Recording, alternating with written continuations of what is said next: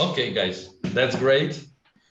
That's great. I'll start off then and we'll start discussion. So thank you for everybody who joined us. I'm really excited about having you as our guest on this roundtable. What we've been going to discuss in the next 30 minutes is the virtual aspect of hybrid elements and how it's affecting the people that are joining virtually and don't see all those people in person, and what is the right way in our experience to do that. We'll touch some points about what we've been discussing in the in-person event. They like for those who saw the lecture so far, and there were some very fascinating talking points about the in-person experience, about the hotel, about the London itself.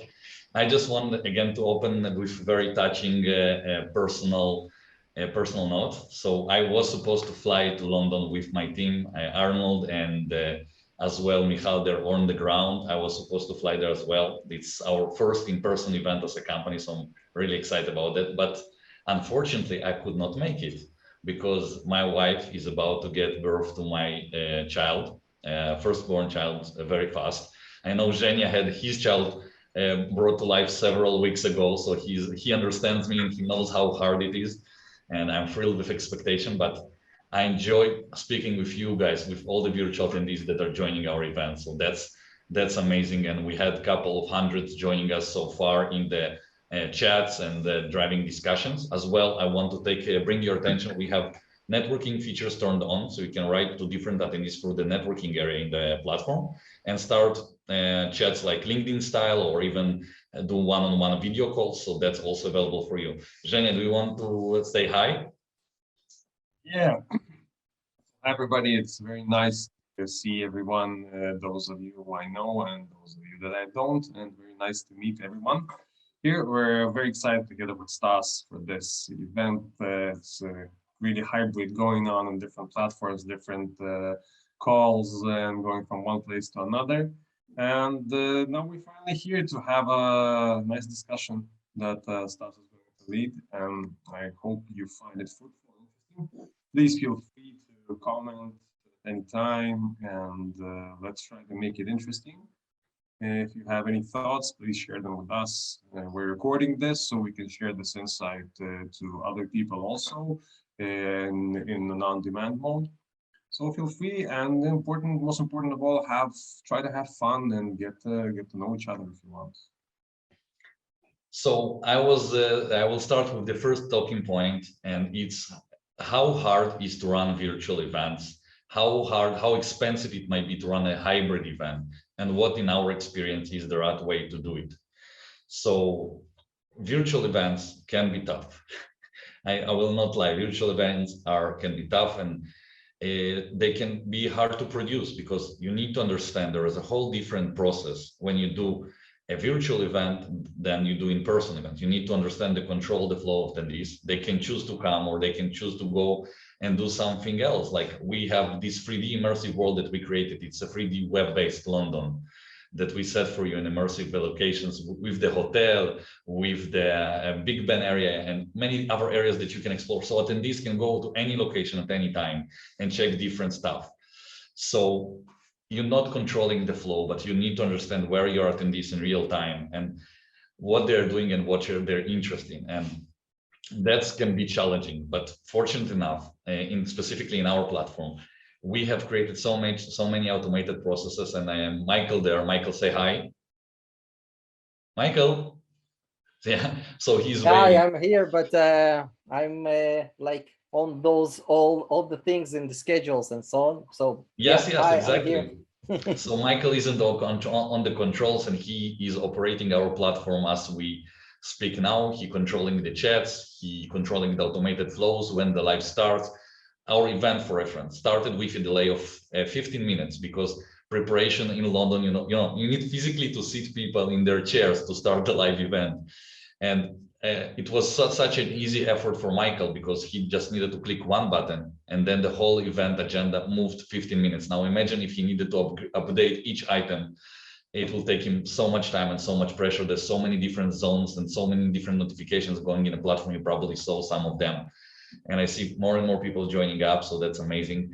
I'm glad that you didn't left us for this break, because the in-person attendees now having a dinner how unfair it is. We as virtual attendees don't having a dinner. I am gonna be here on all day with you, and probably I'll eat only in the evening, but I'm so excited and so thrilled. Now, there was a question from the audience about pricing. How expensive it is to build a metaverse event? How is expensive to have a hybrid event or even to run a virtual event? There was a question about that coming from the audience. So I want to touch point. In general, I think virtual events and hybrid. Oh, so I see Adam Hesler. Hi, people are joining up. So Jeff from United States. You walk. For you, I think it's the middle of night. Am I right, Jeff?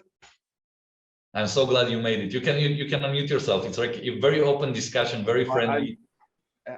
Hey, Stas, I'm glad to be here. It is a little early, but yeah, really excited for this session.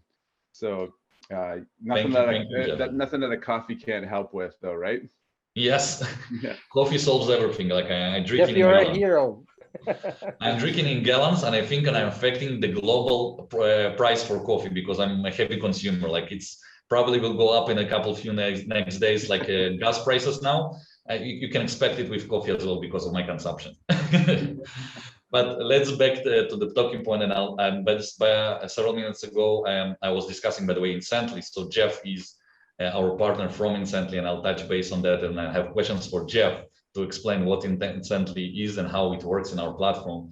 But I want to touch back again in about the prices. So running a single virtual event or a hybrid event can be a very expensive effort because it requires marketing, it requires team to operate it, it requires a V team if you need a professional streaming. So for doing one single event, virtual events can be still expensive, but that's the definition how you measure it. If you're measuring your ROI against in-person events, like how much it's gonna cost to produce the same amount of attendees flying all around the world. Like if you're gonna do an event, even for 200, 300 in-person attendees flying worldwide, they'll need to take planes, they'll need housing. You still need to do marketing for your in-person event as well, which is also expensive. And virtually, it saves them, it saves their time, it saves the cost of their flights, it's impact less the environment we live in. We are all living in our planet Earth, which we must save. So it's less green gas emissions. And the price of having a bigger virtual audience than in person as compared to in-person events is much cheaper. Now, a great benefit of virtual and hybrid events, if you do them right in a community mode, like you don't do it for a single event use, you do it for the entire year. You buy a license for our platform or any other virtual platforms that are in the market, and you do a yearly license where you not focus only on one day, but you keep your event open 365 days a year. You do networking days, you do regular sessions once in 2 weeks. That's what we are doing with A2Z, our own event on our own platform. We are doing, me and Zhenia, you probably some of the faces here I saw that being on our lives, and we're doing once in 2 weeks live, and we grew our community. So when you use it on a regular basis, it's really funny budget compared to what you will need to do if you need to meet people every 2 weeks in person. And you can stay in touch with all your people, all your customers, all your friends, virtually in an engaging way. Zhenia, do you want to add something about the pricing?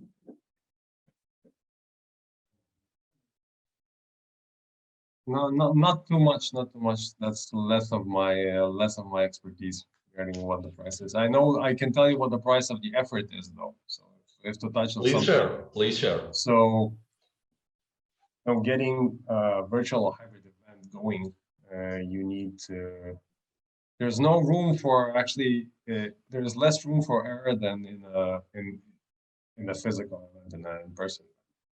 So you need to have a lot of effort, especially up front. So getting people to check, double check, to create create, connect, collect, and do everything up front, and make sure that everything is working 100% up front. So it could be cheaper than doing an in-person event regarding in many ways, but you need a lot of staff. You need a lot of competent people to be able to check everything before. And it's very important to prepare for the event in the right way. So that's also a big point we have. So we're trying to prepare and always do the best to prepare in advance. It's also a challenge in transitioning. So a lot of event organizers today are still in the same mood, that thinking that things can still be changed drastically 1 or 2 days before the event, which is in the virtual event space or hybrid event space is not, it's not the case. So you either get everything done 2-3 days beforehand, or or you're gonna have issues on the day of the event, technical issues or logistical issues or whatever. So that's maybe one of the important things that you need to think about in pricing and in your cost in producing virtual hybrid events. Thank you, Zhenia. I see Daniel joined us. Daniel, from where are you? Can you share your location? It's just interesting. You just joined up. We just started several minutes ago. We didn't miss a lot. Oh, sorry. Yes. Hi. Yeah, I'm from London, actually. Oh, that's amazing. That's amazing. You're joining us from London. So you saw our platform. You probably saw some very familiar places that we 3D modeled. So how you find our accuracy? How is it look a little bit the same? I've used sort of different platforms. So I've used Hublot, which is just completely virtual. I haven't actually done a hybrid event before, so I thought that was a really sort of interesting concept of sort of modeling a hotel and giving. And I found it quite fun, actually, giving that flavour of you're actually at this lovely hotel, which obviously I go through all the time since I live in London. Yeah, it was. I think it was quite engaging. Thank you very much. Like when we started to build our platform, and we are a relatively new player around, we started in January 2020. In terms of COVID, I think it's ages now. Like I feel have spent 10 years working on that tech. That's how I feel personally. But for us, it was like what we try to achieve is to bring, but for the virtual audience, the experience as much as possible, as immersive as possible, that is going beyond a screen sharing in Zoom. Now we on Zoom Web, that's an integration our platform has to pass the conference, but we wanted people to go and explore places. We wanted to entice them to visit those locations that we have on platform in real life, because nothing can replace in person. I don't think, like we in our company, not trying to replace the in-person events.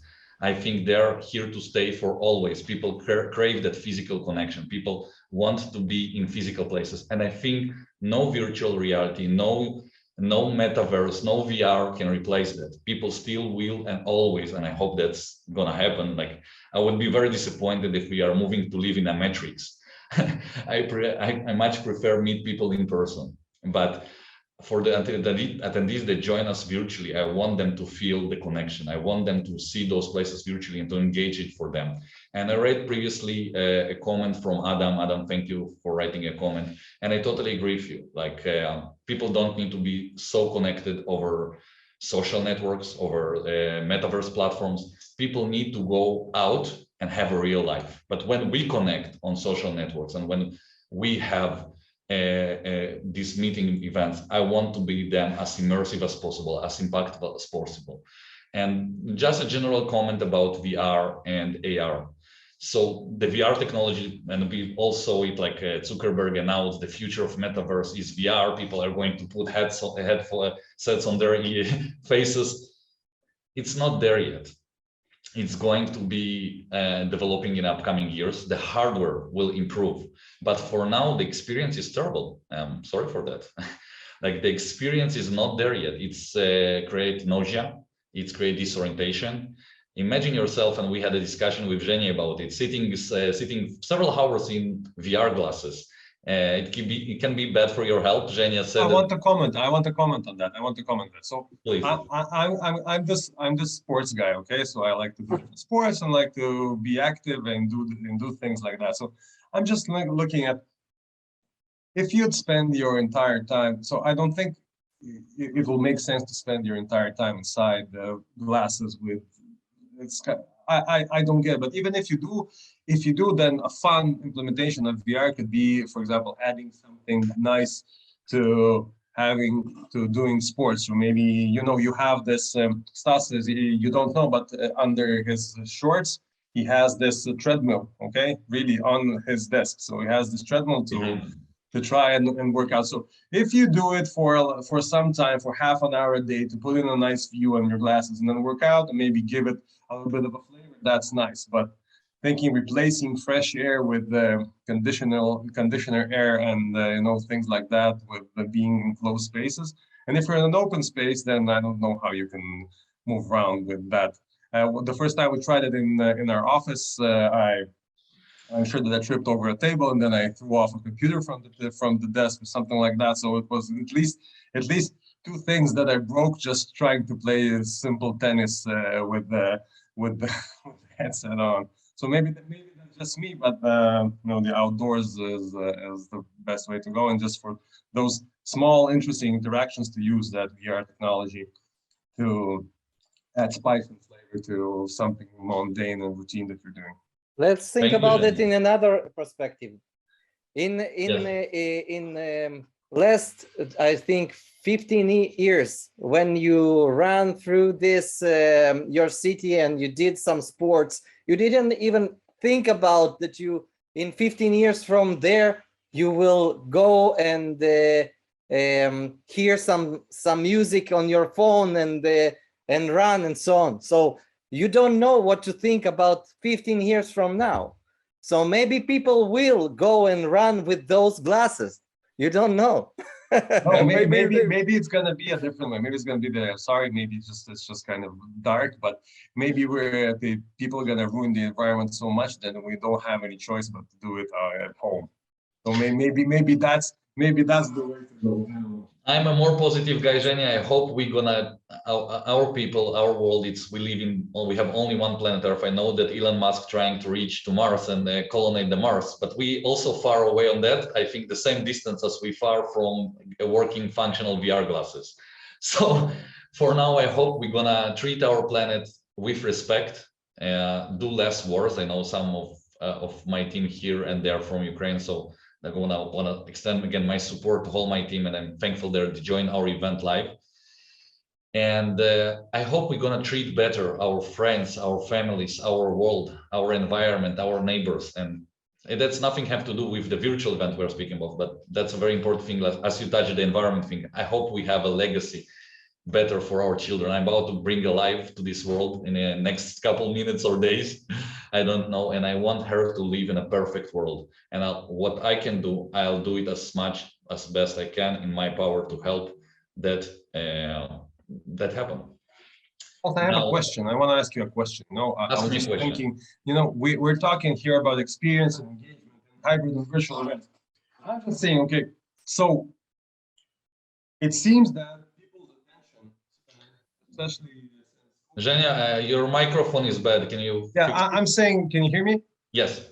Yeah, so I'm saying people's attention span, especially since COVID and things like that, it's getting even shorter. I'm just thinking how to have a virtual event or a hybrid event that will keep the viewers from home engaged during the event. So I'm just thinking, and now I think you can also give our event as an example of what we were thinking regarding that, but I think it's a good question that the answer to that can be valuable to the people here in this discussion.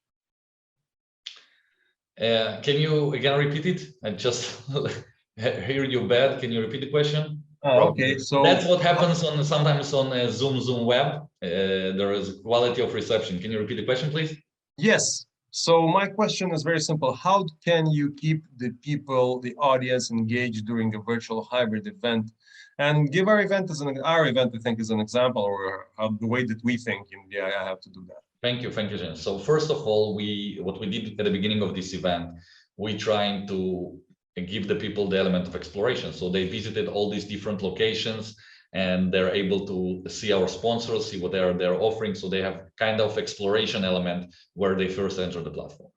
And we have a very cool integration with Incently, which Jeff will cover in several seconds. I'll let him speak and explain how Incently works and how our integration with Incently works, because it really provide a value for sponsors. Like in virtual space, there's a huge problem with providing value for sponsors, and Incently solves that amazingly. And Jeff will touch on that in several seconds.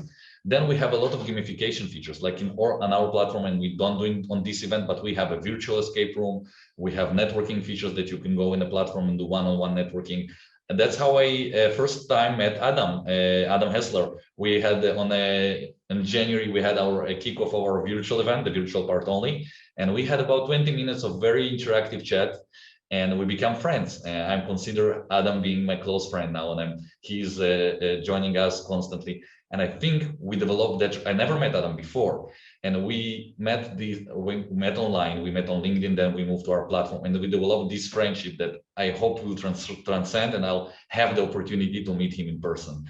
That's about the engagement, and so many different layers. We have also guys from Ingamio that we have integration with, and you can check them in the platform as well. They are in Big Ben area. There are several games that we have integration with Ingamio.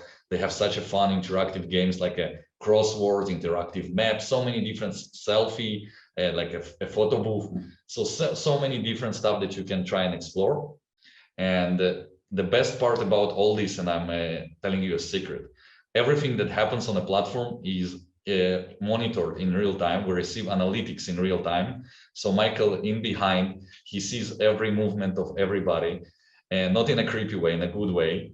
And what he able to do, he able to push the crowd. We like have notifications, and we have a running line, and we have different banners that help you navigate through our platform. And those are controlled in real time because Michael sees where the attendees are, and he can nudge them to go in a certain direction we want to. He as well can force people to move. Like we have a comment in our platform that we can say, move all the attendees from one location to another, but we rarely use it because we believe in free will. It's an open world. People can go and decide if they want to join our session now, or they want to go and do one-on-one networking or check certain sponsor. So for reference, currently we have on platform, I see in analytics more than 300 people online, but only 21 of them are currently with us on this roundtable. So people are deciding what they're doing, where they're going, and they are deciding when to do it. Like some of the people that registered for the event, we have about 3,500 registrants since we started in January. But those people, they are not all joining in the same time. Some of them come at their convenience, like on the weekends, before work, after work. I've been having discussions with hundreds of people in the networking area over the past several weeks about the collaborations, about partnerships. That's creating an opportunity. That's how I see what we're trying to create with A2Z, and what we teach our customers is to create communities where people can reach you. And it doesn't necessarily need to be only on a platform. Like if for you, it's more convenient to be on LinkedIn, I'm always available on LinkedIn. We encourage people to connect with LinkedIn. In our platform, we have integration, by the way, we have a seamless integration with LinkedIn. Some of you who attended this event probably registered for LinkedIn just by clicking one button. So in the future, what I expect in terms of integration and the registration processes, I expect the things will be much more immersive, much more corresponding together, like apps speaking with apps. That's what we are all about. We're currently speaking over Zoom web that is integrated in our platform. And as we go forward, the world will be more connected. Now, I want to give Jeff, are you with us here? I want you to explain about Incently. Can you jump in? Hi, Stas. Thanks for that. I was just checking actually on another tab that it's up and running at this event right now. So yeah, the conversation around engagement and our partnership, I think, is a great time to hop in. If you look at what's happening on the VII platform right now, we define engagement as the attendees taking action. So we want to see them getting involved in anything around pre-event in terms of registrations, and then in event, so attending sessions, networking, visiting with the sponsors and exhibitors, booking meetings, those types of actions, we assign a virtual currency to. So you're earning coins as you take actions on the platform, and you can accumulate those coins in your wallet and then spend those coins on incentives that are offered by the sponsors and exhibitors. And so outside of this network, or sorry, this session here, you can go onto the side menu of the VII platform, and you can see there's two icons that we have built in. We have it's called the store, and if you click on that, it will open up the incentives offered by the exhibitors and sponsors. You'll see there's one from Catch the Mice and Gamio. There's one from VII as well, and Incently. And so there's some offerings there by the sponsors and exhibitors. And you can populate, as a sponsor and exhibitor, you can populate the store in some unique ways. You can add items as raffle draws, as auctions, as direct purchases. So you're putting your products and services in front of a targeted audience. And then as the attendees interact with those products and services by spending their coins, it acts as a lead generation tool. So I can tell who is interested in our offerings in that reward store.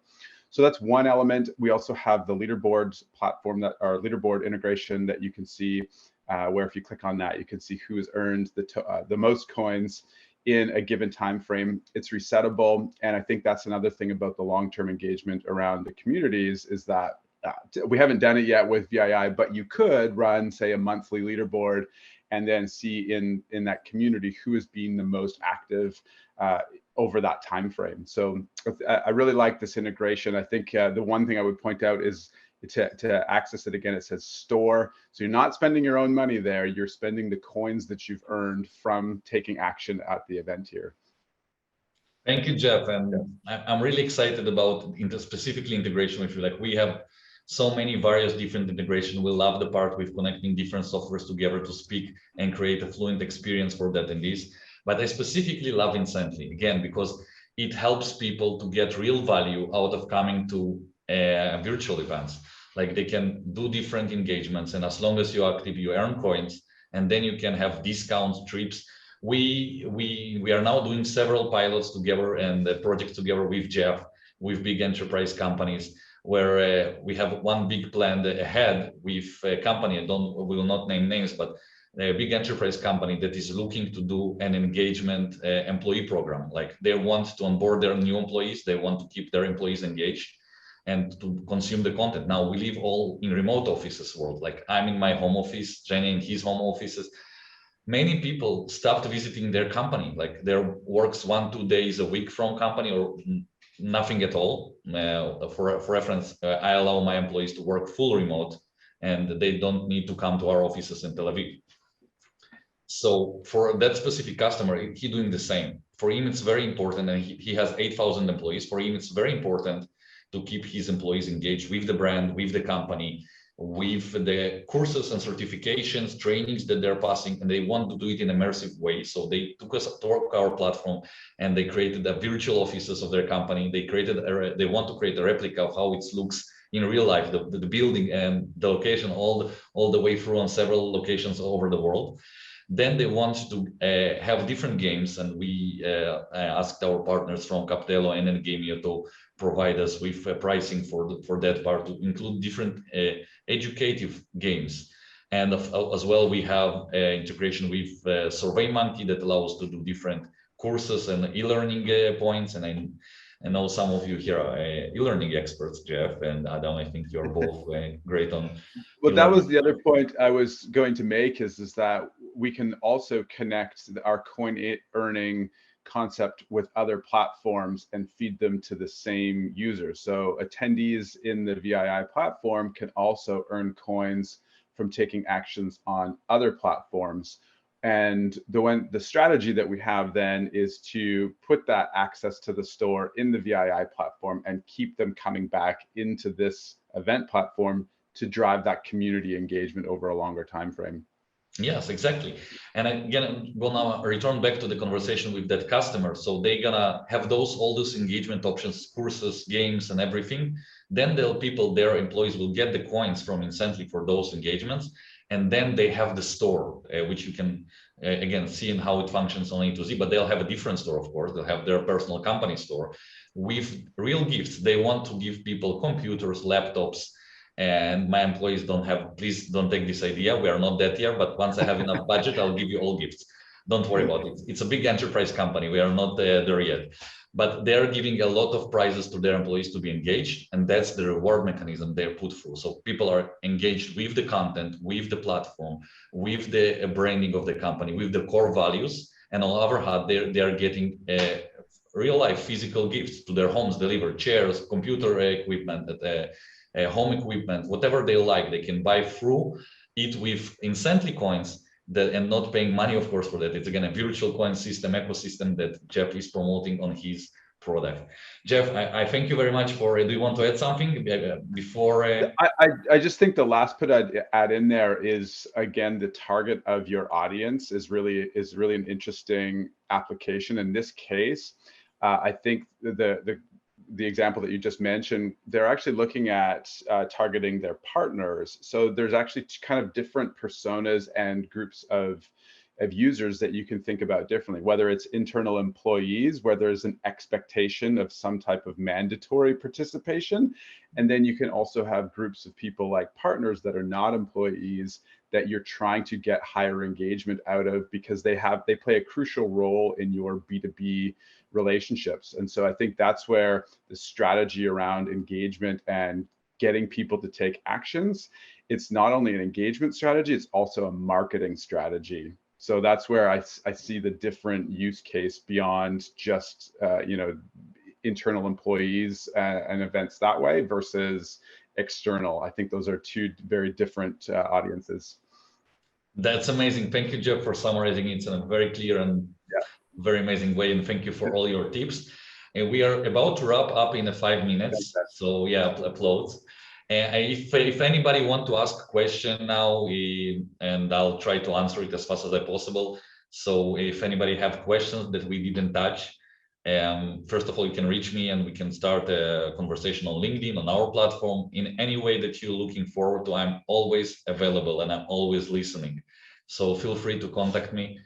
And if somebody have a question here and now, I would love to hear it now. There are questions in the chat. So, the question is, and try to keep it short because there are a couple. I see that they have questions. Can you create any physical location virtually, Stas? Yes. So we covered it a couple of times. I'll just recap it very fast. Our platform enables you to create any location, maybe virtual, physical, out of your dreams, or based on a physical location like a replica. Our engine allows us recreate it with very easy processes. It can be either 3D modeled on a 3D by 3D agency. We have ready to go environments that you can fully customize and make them appealing to your company and your company branding. And as well, what we are building now, we are building a 3D SaaS drag and drop Wix style feature that will enable you to create custom venues and custom worlds without any skills in 3D at all. So the world is becoming more and more immersive in a 3D space, and we are working on many cutting-edge innovations that will allow you to create easily any virtual, physical, or fantasy worlds that you want for your metaverse. What the most remarkable feature in your platform for virtual events? So thank you for question from Danielle. And well, it's hard. That's a really good question to Arnold, who was in our in-person event, because he works on our R&D roadmap, and he is coming with all those crazy features that I told Arnold, stop, you're working too hard, take a rest. But I think the best feature is not that the DC, again, it's that what Michael experienced, because when we started our company, we had a very small success team. We had several people in our success team, and they've been working very hard, Michael and Zhenia, and then they've been, and Alexander, so they've been doing a couple of events sometimes in same day. Like and in the beginning, when COVID hit, nobody was expert on virtual events. We weren't experts on virtual events. We learned as we went, and it was very hard to keep the customers. They looked, all our customers now, they operate the platform themselves, but back then the customers looked for us to help in running the event. So we become in event production as well. And we needed the platform to be fully automated. Like if there is a schedule, if there is a live streaming that's supposed to go live, if there is a notification that needs to pop up, we didn't want our tech team clicking all those buttons in live, because we wanted them to be able to understand the networking, understand the real-time personal analytics that they are seeing, and to direct the flow rather than handling all those small aspects. So we created, the best feature for us is that we created a back office that is so smart that it's create full automation for most of the very challenging and very hard processes that our platform operates. Like I see, and I told it many times, I see many event organizers or virtual platforms or whatever sharing pictures on LinkedIn that they run events with 20 computers, some kind of very hard mixer. And this equipment is really needed for the hybrid part. When you stream, if AV company comes and stream in person, that's what they brought. They brought equipment of $100,000 to the hotel where they're doing our live stream. But if it's a virtual event, there is no reason you cannot run it with your smartphone. There is no reason that you cannot run it through your personal computer. Like, if you want me, I can share my screen and show you how much Windows I have.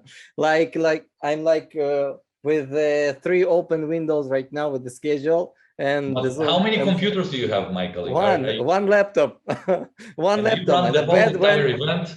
And yesterday you had 2 events with the customers, and you were the only person that helping with 2 events at the same time. Unfortunately, because some people are at war right now in the Ukraine area, so I have to manage a lot of events all together, and it's very easy because when you know the program, how it works, it's like you clicking on some buttons, I think in an hour or something like that, and that's it.